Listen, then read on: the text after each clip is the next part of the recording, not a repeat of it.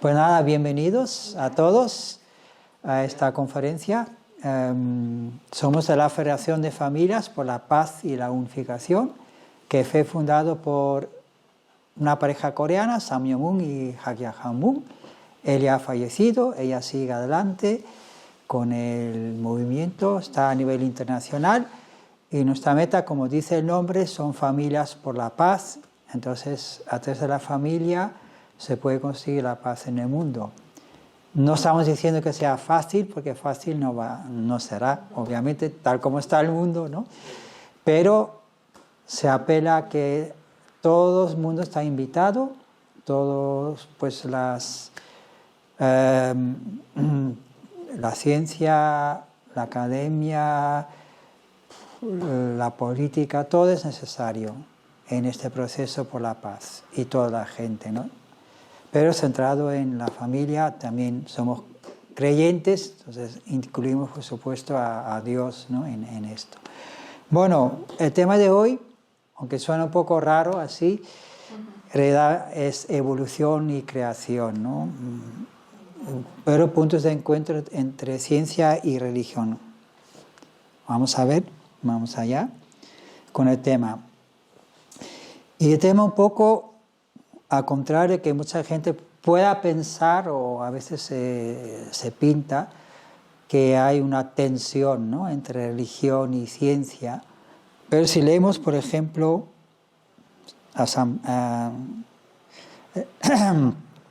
Juan Pablo II, dice: la Biblia también nos habla del origen del universo y de su composición, no como tratado científico, sino para hacer una referencia hacia las relaciones correctas entre el hombre con Dios y con el mundo. Nos dice que Dios es el creador del universo y del hombre, expresado en términos de la cosmología vigente en la época del escritor, cuando se escribió la Biblia. La Biblia no desea enseñar cómo están hechos los cielos, sino cómo se va al cielo. Y luego esto es de la Academia Nacional de Ciencias de Estados Unidos, hablando sobre la religión y la evolución, ¿no? Dice: las religiones y la ciencia responden a distintas cuestiones sobre el mundo. Si hay un propósito en el universo o si la existencia humana tiene una finalidad expresa, son incógnitas que quedan fuera del ámbito de la ciencia. Por lo tanto, muchas personas, incluyendo a numerosos científicos, mantienen creencias religiosas enraizadas y al mismo tiempo aceptan la evolución de las especies. Y luego el propio Charles Darwin también nos dice: creo o socio consignar que esta cuestión es completamente distinta de otra de orden más elevado, la de saber si existe un creador y director del universo. Cuestión resuelta ya afirmativamente por las más privilegiadas inteligencias que ha habido en el mundo. Y eso lo escribió en su segundo libro, que es La ascendencia del hombre. Bueno, los que han estudiado su vida dicen que él al final acabó siendo agnóstico. Nunca fue un ateo fervoroso como lo sabía en su tiempo, que ahí en aquella época hubo un surgir muy fuerte de un ateísmo, ¿no?, fuerte, que niega que Dios existe, ¿no? Pero él nunca, y le quería meter en el bote, obviamente, ¿no? Pero él en fin, él tuvo cambios en su vida.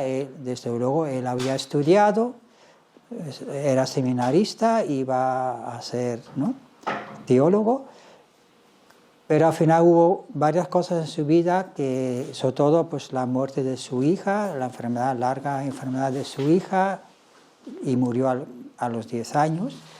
Entonces, es el dilema de siempre: ¿cómo un Dios bondadoso podría permitir que una niña inocente, como no? Entonces esto, pues al final él nunca dijo que fue ateo como tal, pero sí agnóstico, que pues no lo sé al final. Si hay o no hay Dios, no lo sé. Bueno, eso para aclarar un poquito la figura de Darwin. Y luego lo que vino después, en el siglo XX, que es el neodarwinismo, en el lado científico, que sí han usado mucho a Darwin, ¿no?, para sus ideas. Entonces, ¿son incompatibles la evolución y la creación? ¿Qué pensáis? ¿Son incompatibles o son compatibles? Totalmente compatibles. Son compatibles. Compatibles completamente. Pues muy bien, pues estamos de acuerdo. Eso me gusta, no hay que pelearse, estamos de acuerdo. No, pero sí lo son las posturas fundamentalistas. Siempre cuando somos extremistas de cualquier bando, ahí vienen los problemas. Claro. Ese es el problema de la actitud humana muchas veces, que somos muy extremistas, vamos de un lado al otro, ¿no? Y ahí viene la lucha. No son las ideas en sí mismas, exacto, es la actitud que tiene la gente, ¿no? Entonces, hay posturas fundamentalistas intransigentes, tanto en el lado cristiano o religioso o teísta, digamos, incluyendo musulmanes, judíos, pero también del lado ateo y materialista también hay este tipo de postura, ¿no?, radical, digamos, ¿no? Y eso es lo que choca. No las ideas en sí, sino la actitud que toma la gente a defender a capa y espada tu propia idea, ¿no? Tengo la verdad y esto es la verdad y todo el mundo tiene que tragárselo porque es la verdad y ya está. Para él y tiene que ser para todos, claro. Pero esa actitud está en todos los lados, no solo en un lado.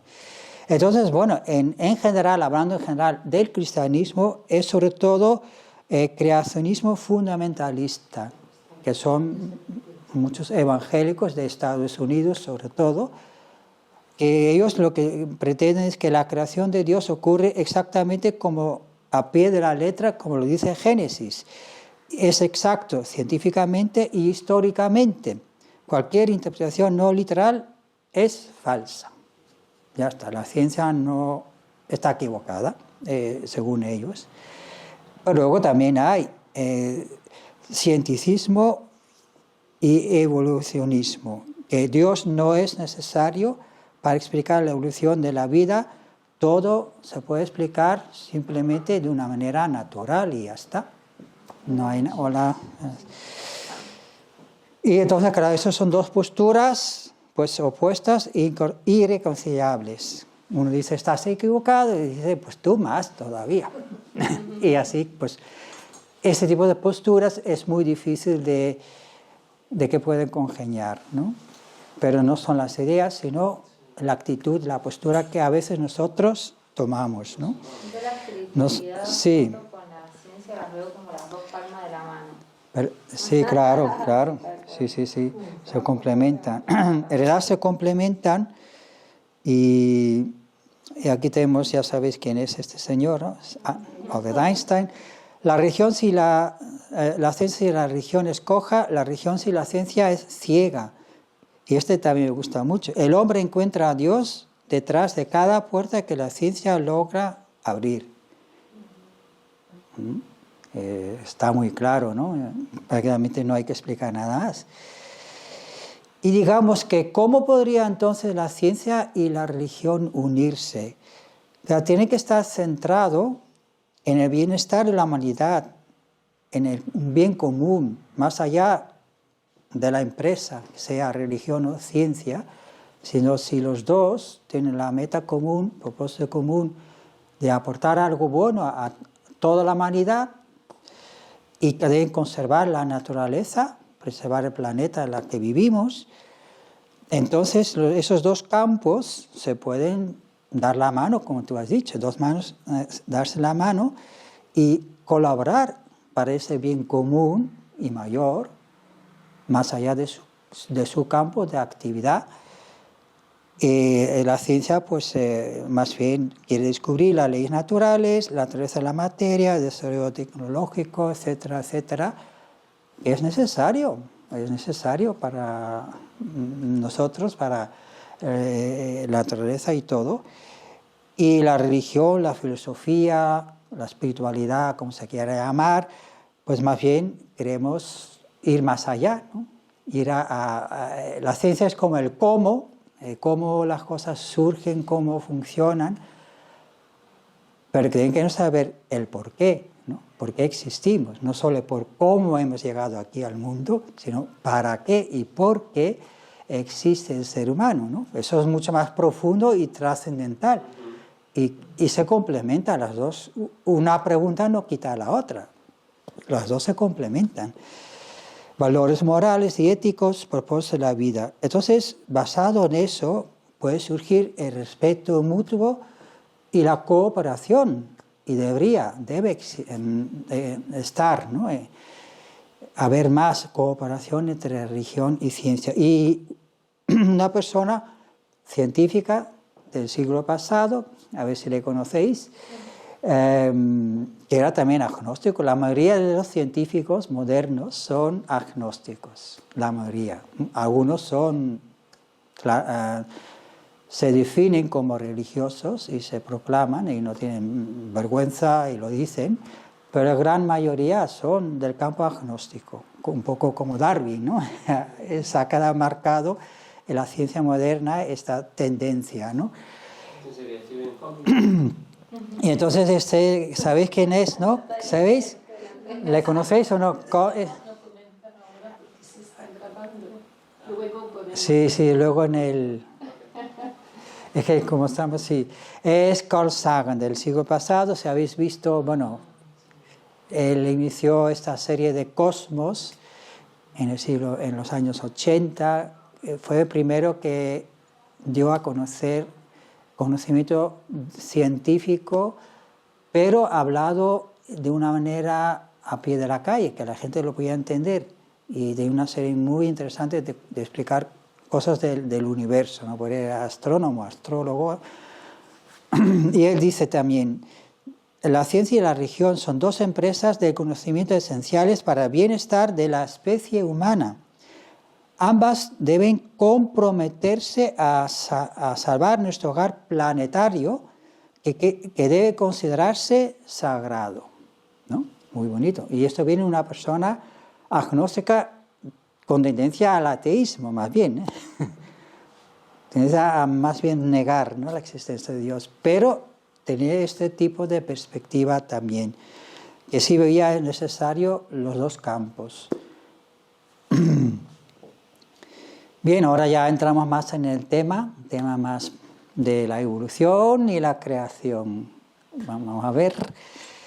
Se escucha mucho decir esto de que la evolución es un hecho, ¿no? Si vemos así libros de texto sobre la evolución, lo que se enseña en secundaria, en bachiller, o vemos algún programa documental de ciencias, se escucha mucho eso. ¿Pero qué significa realmente? ¿Qué quieren decir los científicos o biólogos cuando dicen que la evolución es un hecho?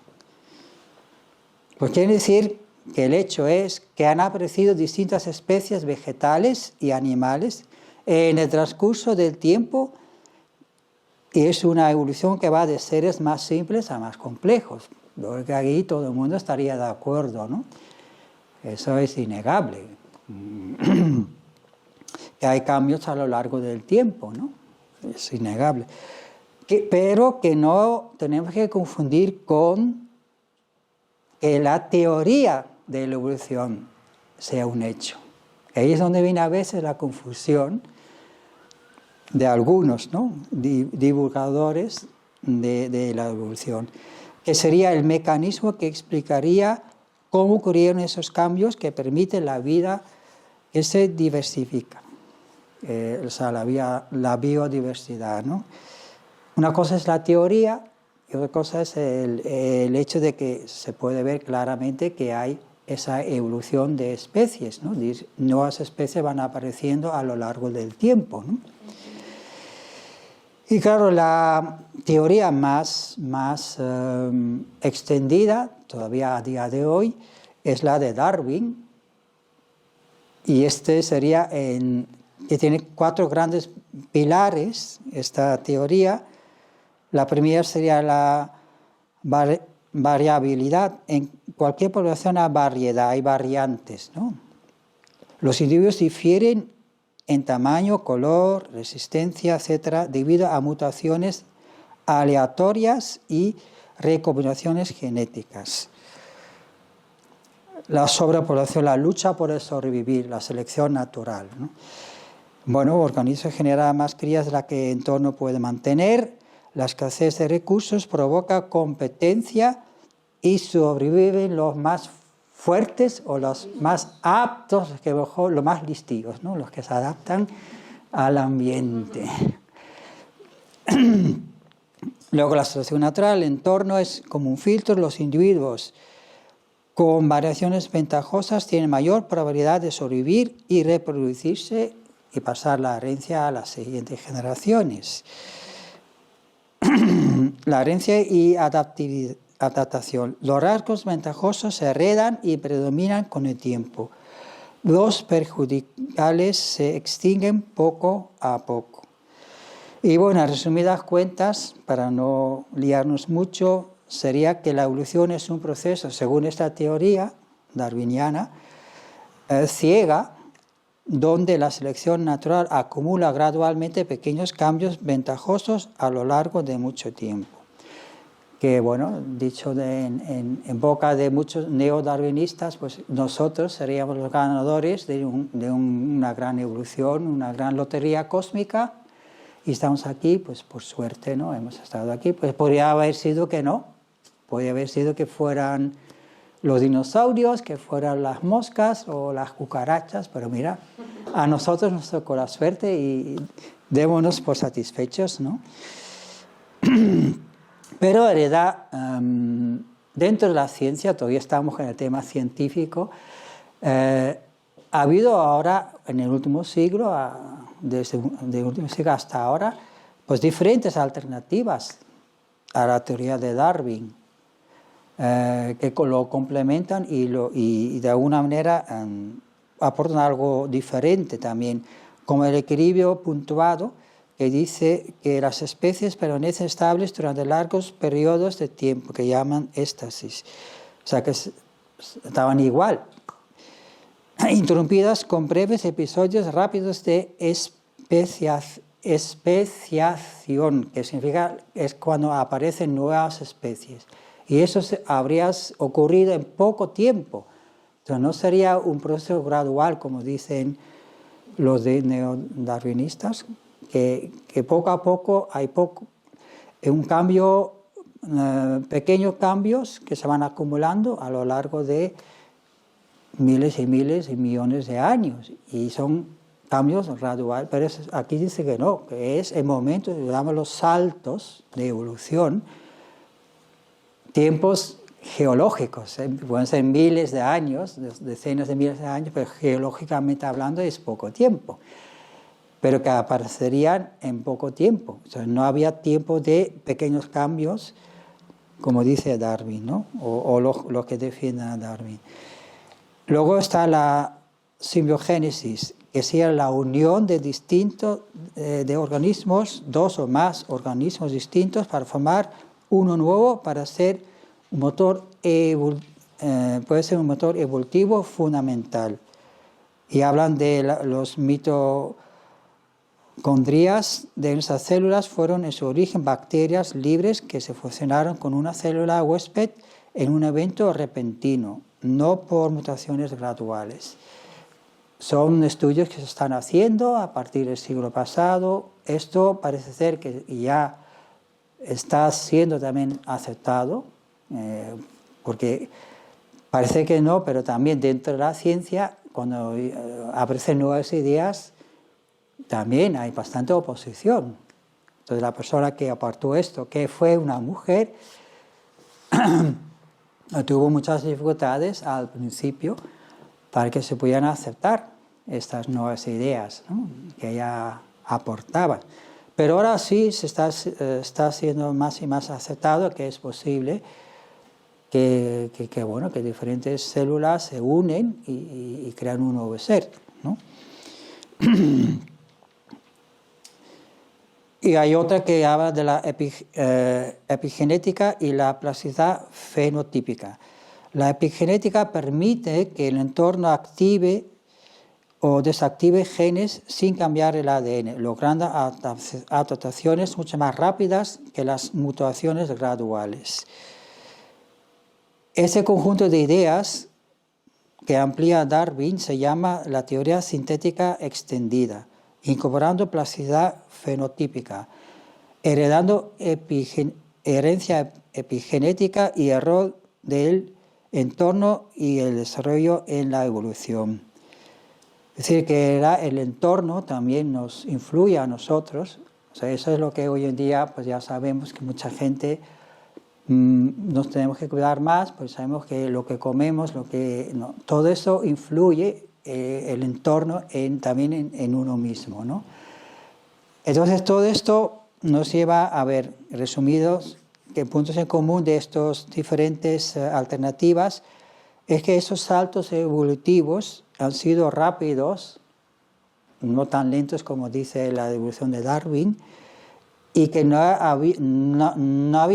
hacía falta estos intermedios, estos estados intermedios que sí nos dice la evolución de Darwin que tendría que haber estados intermedios para cada cambio, ¿no? Pequeño que ha ocurrido, y claro, como ha habido millones de años, pues dicen, bueno, que ha habido tanto tiempo, pues daba tiempo para todo esto. Ahora sí vamos al punto del papel del azar. ¿Qué papel tiene el azar en la evolución? Según Darwin mismo, Charles Darwin, él no, en su propio libro, el origen de las especies, él dijo claramente que no pensaba que el azar fuera el motor de la evolución de las especies, lo que quería explicar en su libro, ¿no? Y dice él, su variación espontánea no se refería a que las cosas ocurrían sin causa, sino que desconocemos las causas de esas variaciones y no creía que la evolución fuera un proceso caótico. Entonces, el azar significa, es como admitir que en realidad no sabemos. Simplemente no sabemos qué ha pasado o cómo ha pasado, no lo sabemos. Entonces ponemos, ha sido el azar, ¿no? Pero es realmente como decir, no sabemos qué ha ocurrido de verdad. Por eso digo que a veces cuando la gente ve documentales de ciencia o lee libros, parece que lo explica todo, ¿no? La ciencia acierta y todas esas cosas, ¿no? Y parece que la ciencia da respuesta a todo, ¿no? A cómo surge la vida, y ves esos documentales de los homínidos y es como una película, como si no estuvieras viendo como...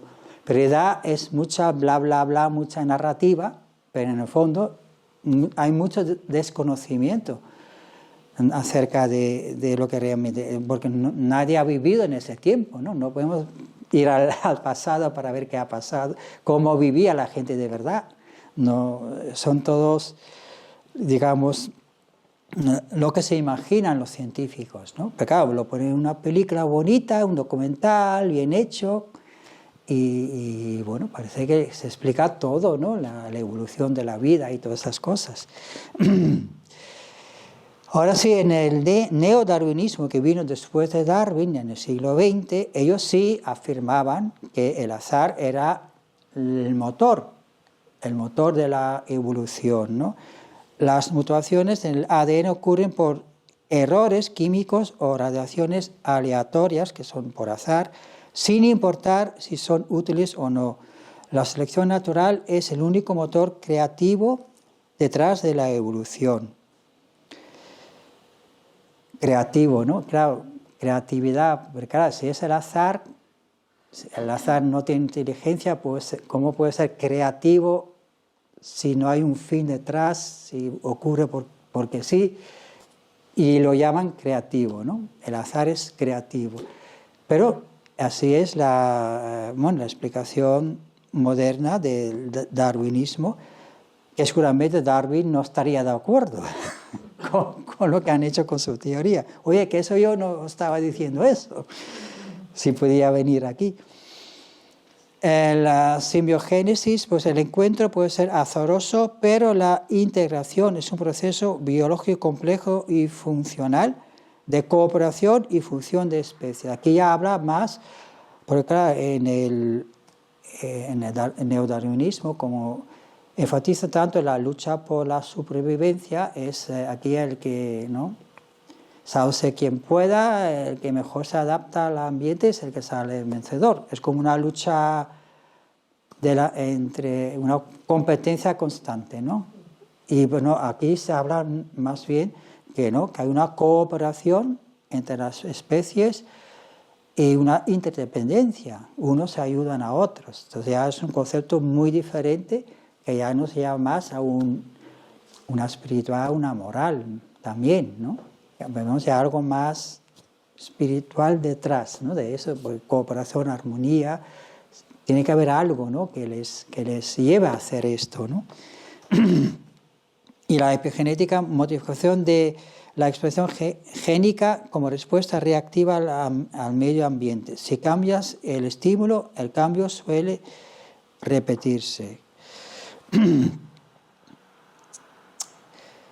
Y bueno, aquí he puesto esto porque Richard Dawkins es uno de los grandes defensores de la teoría de la evolución moderna y él ha escrito muchos libros, es bastante famoso, creo que todavía vive, tiene más de 80 años. En el siglo pasado hacía un montón de debates sobre este tema, debatía con quien fuera, ¿no?, con cualquier teísta y estaba convencido de todo. Y en uno de sus libros hablaba del relojero ciego y él decía que la evolución construye estructuras increíblemente complejas sin ver, sin un plan y sin un propósito final. Solo responde a lo que funciona en el momento. Entonces decía que parece que está diseñado, pero no, es una ilusión, no es real. El diseño no es real, es solo una ilusión, según él. Y ahora ya entramos ya más en quizá en la parte más espiritual, y hemos llegado a la parte más espiritual, y hablamos de la evolución teísta. Herrera dice que el relojero no es ciego. Entonces sería ya más profundizando, aunque todavía estamos en la parte externa, hablando de el cómo Dios habría creado el mundo y la vida y todo esto.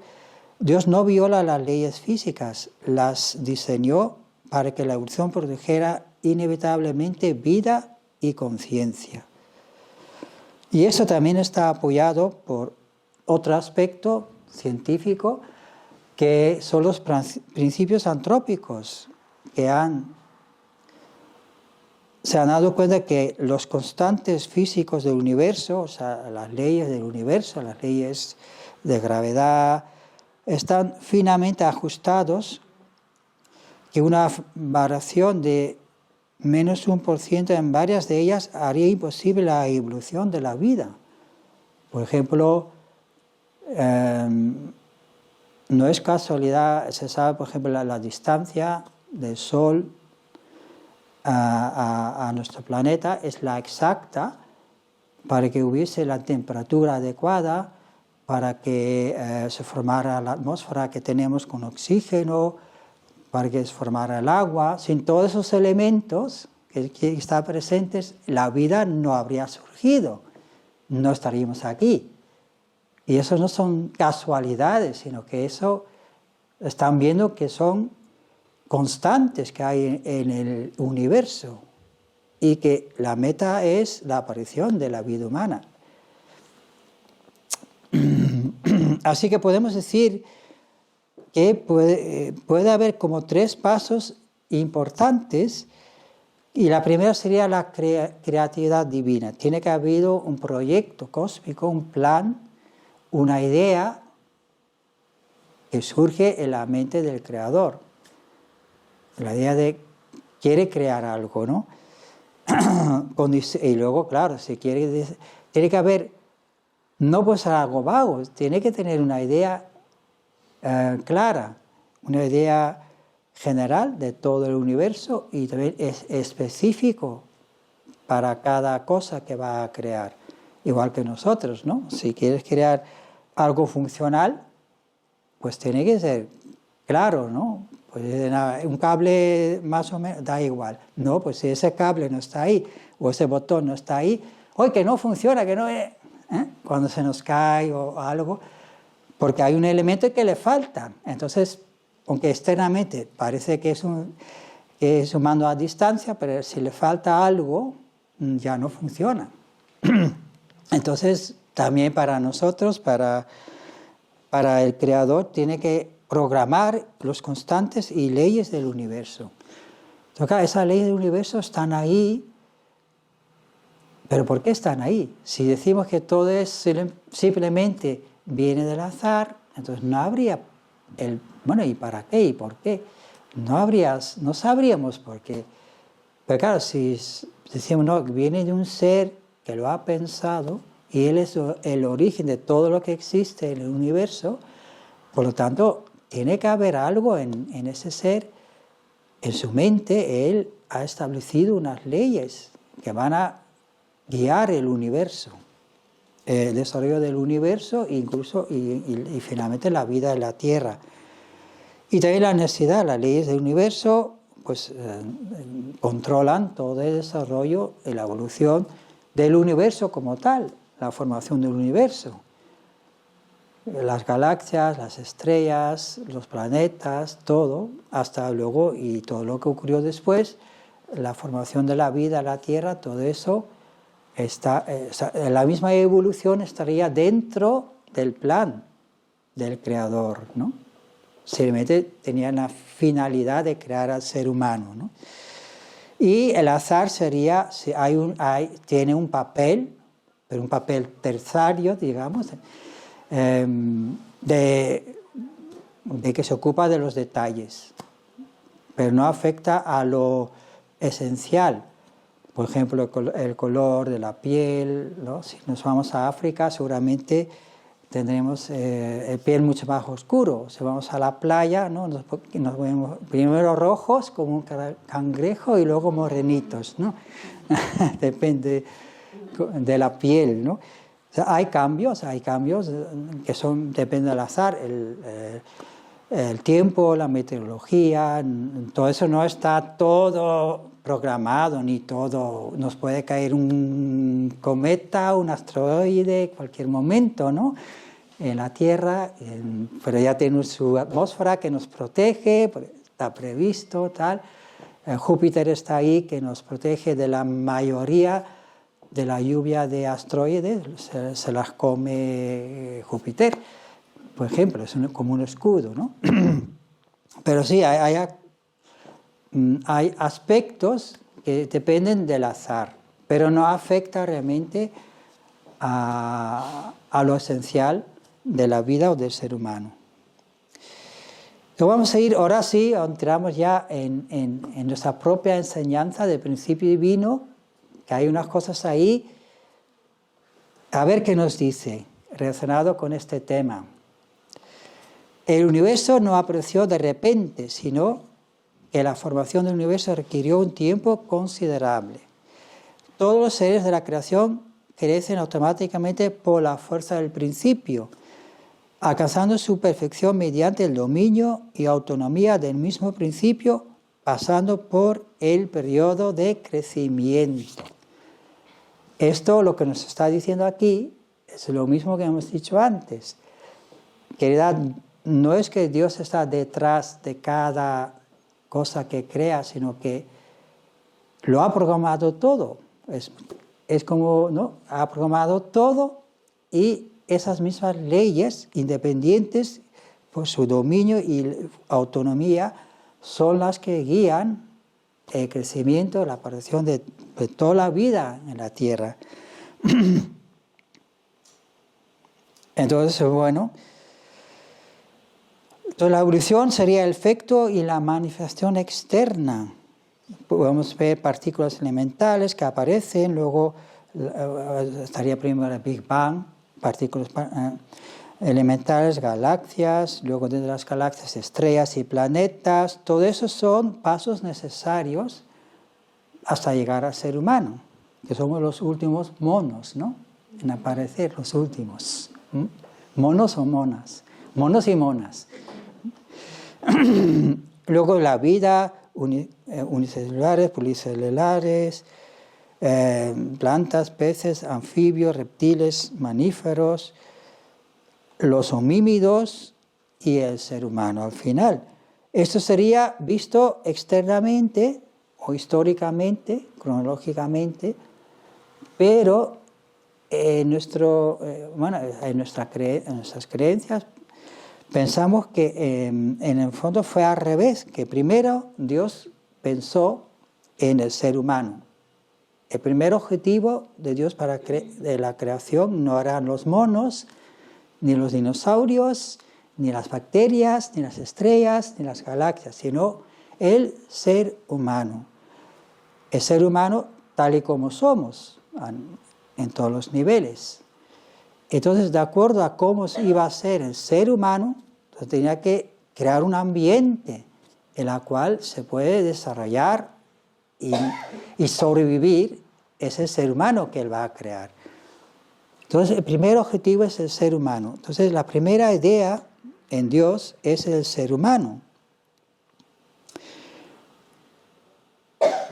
Y luego, pues, todo lo demás va a ser creado en función o como apoyo para el ser humano.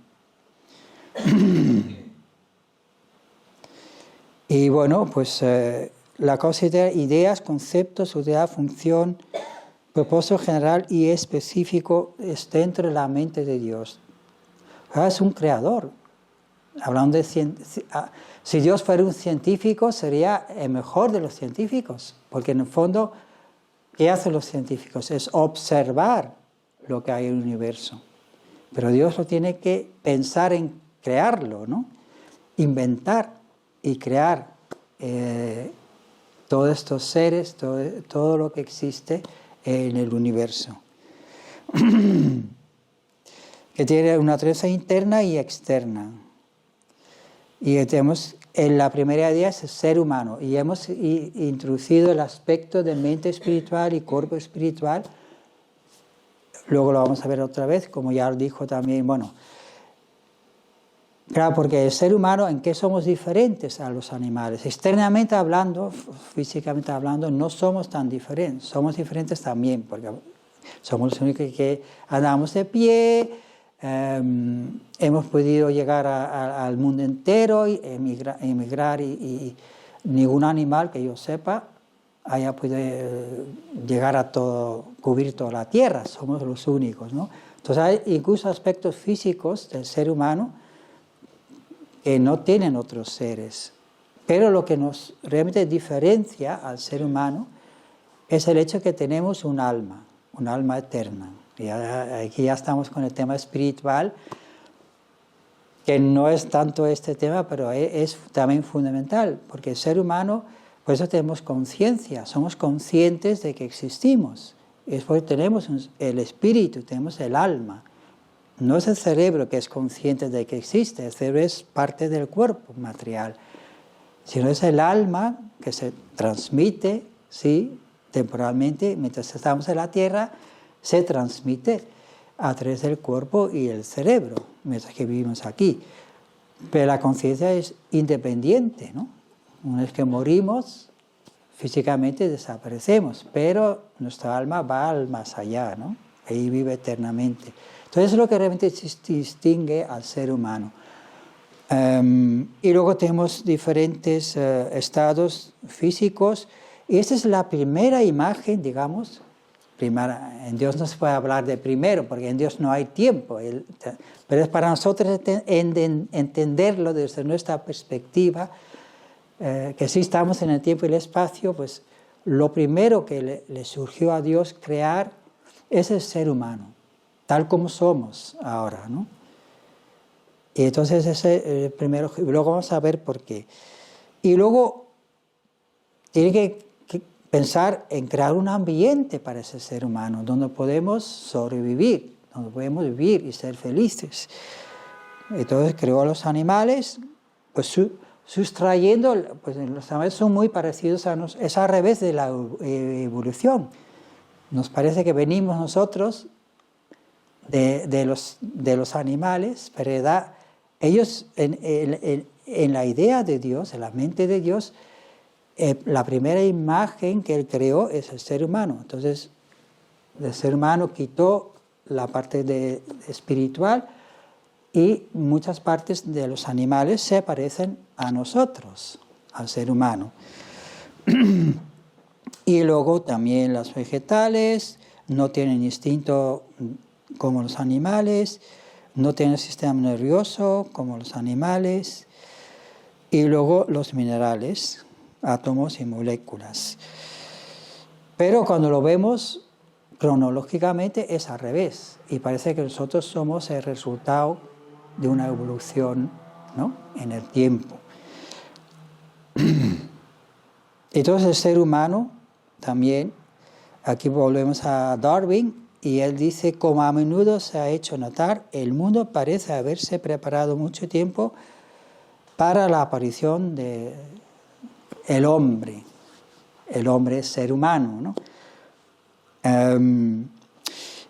Y bueno, según lo que ha quedado registrado en el registro fósil, bueno, esto es lo que se ve, ¿no? Normalmente en la flecha de tiempo, los millones de años, los tipos de homínidos que han ido apareciendo. Todos estos, Homo habilis, Homo erectus, los neandertales estuvieron por aquí en España, sobre todo, ¿no? Son nuestros antepasados, somos neandertales aquí.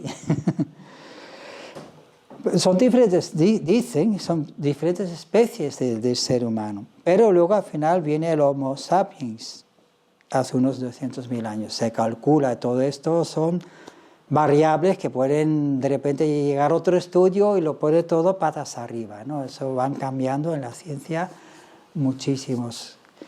Hay que ponerse siempre al día porque van cambiando las cifras y todo muchísimo. Pero lo interesante de esto es que la aparición del ser humano requería una secuencia progresiva de criaturas cada vez más similares a nosotros.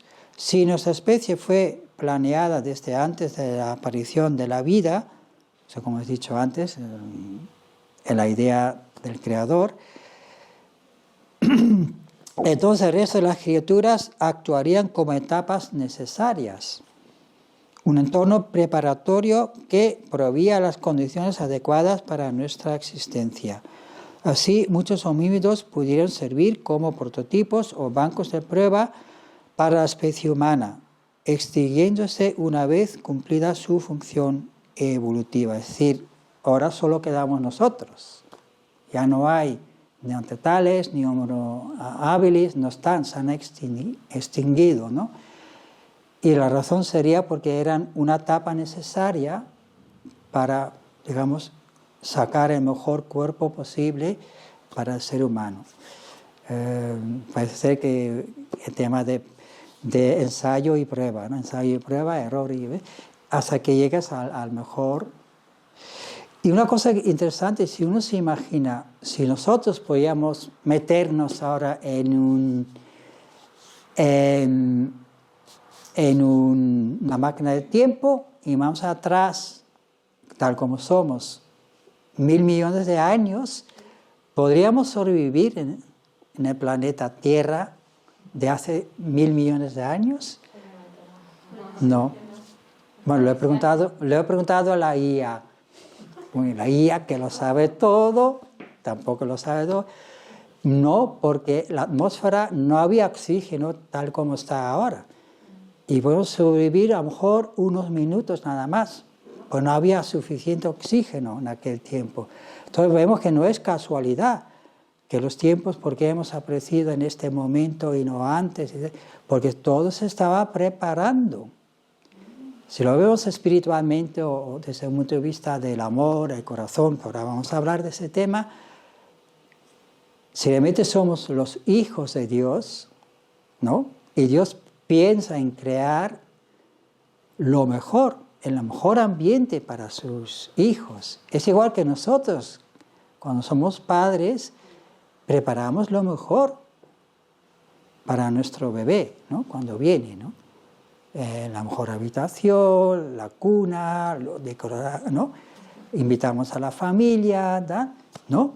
Queremos lo mejor, no lo peor, sino lo mejor para nuestros hijos. Entonces Dios también se ha esmerado para preparar el mejor ambiente donde nosotros podemos vivir y disfrutar y ser felices. Y ya llegamos casi al final. Volvemos a esta cita de la ciencia americana, por lo menos la Academia de Ciencias Americana. La religión y la ciencia responden a distintas cuestiones sobre el mundo. Si hay un propósito en el universo o si la existencia humana tiene una finalidad expresa, son incógnitas que quedan fuera del ambiente de la ciencia. Entramos en el ambiente espiritual, el ambiente religioso, filosófico, como lo quieres llamar. Y aquí sí, vamos a ver una manera sencilla porque sería otra conferencia aparte, pero ya en línea con lo que acabo de decir, realmente, si vamos a la esencia del Creador, no es un gran científico. No es que él estaba experimentando, a ver, estoy aquí aburrido de estar solo, ¿de qué voy a hacer ahora? Pues no, me voy a hacer unas experiencias científicas, a ver qué pasa, ¿no? No, porque la parte más profunda de ese Creador, más allá de su omnipotencia y todas las cualidades que le queremos adjudicar, que sí las tiene, pero lo más hondo de Dios es, como dice la Biblia, Dios es amor, ¿no? Entonces el corazón de amor. Y la manera como aquí se presenta a Dios no es ya solo el Padre Celestial, sino también la Madre Celestial. Dios es Padre y Madre a la vez. Tiene un corazón de Padre y un corazón de Madre. Por eso está diciendo, ¿no? Las mujeres aquí, imagen y semejanza de Dios, ¿qué significa? Que en Dios también hay un aspecto femenino, un corazón femenino, que es distinto al hombre, ¿no? Son diferentes maneras de amar que hay. En nosotros está separados en hombres y mujeres, pero en Dios está en una sola unidad, en ese corazón de amor. Entonces, el corazón de amor necesitas que el amor existe para otros. Porque podría tener Dios la opción también de decir, oye, tengo amor, pero me amo a mí mismo. ¿Y para qué complicarme la vida? Me amo a mí mismo eternamente y ya está. Pero la misma naturaleza del amor, de alguna manera, no le dio opciones. Porque el amor no es amarte a ti mismo, sino es amar a otro. El amor es tener a alguien a quien dar, a quien quieres hacer feliz. Pero que no había nadie a su alrededor, estaba solo, ¿no? Entonces tuvo que crear a ese alguien que iba a ser el receptor de su amor. No solamente el receptor, sino es una relación personal de dar, aquí lo llamamos dar y recibir, ¿no? Que se da amor, Dios nos da amor a nosotros como sus hijos, a los seres humanos, hijos, hijas, pero también nos ha dado ser su imagen y semejanza significa que podemos llegar a comprender su corazón y queremos devolverle también lo que nos ha dado. Es igual entre nosotros, ¿no? Cuando alguien te ha dado algo, sientes que quieres darle algo de vuelta, ¿no? No, gracias, no. Tú sigue dándome, dame. No, quieres devolver algo, ¿no? El favor. Entonces, lo mismo. Entonces buscaba esa relación. Por eso se tomó mucho tiempo la evolución, creación, hasta manifestarse. Todo lo que hay en el planeta, lo que hay en el inmenso universo. A mí me gusta mucho ver las estrellas y solamente pensar que hay más de 100.000 millones de galaxias como la nuestra, y nuestra galaxia es grandísimo ya, con más de 100.000 millones de estrellas. Entonces, ¿cuánto no ha puesto Dios de esfuerzo para recibir a sus hijos, ¿no? Ha puesto todo su corazón para recibirlo. Y por eso también el ser humano, frente al resto de la creación, tiene una posición, una responsabilidad muy grande. Como las personas que recibimos directamente el amor de Dios, tenemos que también nosotros transmitir este amor al resto de la creación, a todos los a la Tierra, a todo lo que hay en la Tierra y más allá, el día que lleguemos. Bueno, todavía no, estamos lejos de eso porque ahora eso es otro tema de el mal y todo lo que hay, pero el ideal es el ideal no ha cambiado, el ideal sigue siendo el mismo, es un ideal basado en el amor. Y ese es el eje de cualquier grupo o cualquier espiritualidad. Al final vamos a ver qué es el amor, ser feliz a través del amor, de compartir unos con otros. Y bien, vamos a ver entonces que realmente la evolución y la creación no están en contradicción, sino que se complementan unos a otros. Y la ciencia tiene su papel para mejorar el mundo, pero también, como estamos viendo, también se puede usar ¿para qué? Crear armas destructivas. Dicen que allá hay más bombas atómicas que si las sueltan todos a la vez, podrían destruir 20 veces el planeta Tierra. No sobreviviría más que a las cucarachas, dicen, que son los más, y las bacterias. Son las más, nosotros nos vamos todos al otro mundo. No, pero esto es real. ¿Por qué? Porque no se entiende esto. Dios nos ha dado el poder de ser co-creadores, pero crear cosas buenas para mejorar. A lo mejor nos ha dado la capacidad de ir a Marte y crear ahí un ambiente, una atmósfera donde podemos, sí, pero antes tenemos que resolver las cosas de la Tierra, porque esto está muy mal. Y lo más que ya se ha dicho, no, ahora vamos a ir a la Luna primero. Menos mal, porque si vamos a Marte tal como estamos, vamos a exportar nuestro egoísmo, como las películas de ciencia ficción, ¿no? Lo podemos ver. Vamos a Marte y ¿qué vas a hacer? Y más guerras, ¿no? La guerra de las galaxias. Ya no es suficiente la Tierra, vamos a hacer guerras también en Marte, venga. Si vamos tal como estamos ahora. Entonces, primero tenemos que arreglar el corazón corrupto del ser humano en la Tierra actual, y cuando ya nos hemos purificado, entonces sí podemos irnos más allá y extender ese ideal de Dios, ¿no? Del amor verdadero. Y bien, vamos a acabar con unas citas de nuestro fundador sobre evolución y creación. Y dice así: la evolución no es más que una observación externa del resultado de la creación. El universo no surge del azar ni de fuerzas ciegas e imprevisibles. Dios lo planeó desde las formas más simples hasta las más elevadas. Desde el principio tuvo un designio claro, conociendo de antemano al ser humano que crearía, y ordenó todo el cosmos conforme a su modelo y destino. Bueno, todo lo que yo he dicho lo dice aquí en una frase, ¿ves? Pero hay más. En la creación, todo, desde las partículas más elementales hasta las estructuras más vastas, tienen un doble propósito: afirmarse en su propia existencia y existir para el bien de algo mayor. De ahí que todo ser tenga derecho a existir. Este doble impulso explica la interrelación universal. Cada entidad busca preservarse a sí mismo y al mismo tiempo unirse a otras formas, a otros para formar realidades superiores. La teoría de la evolución capta con claridad la autopreservación, pero suele descuidar el propósito último, la tendencia a integrarse y conectarse con el todo.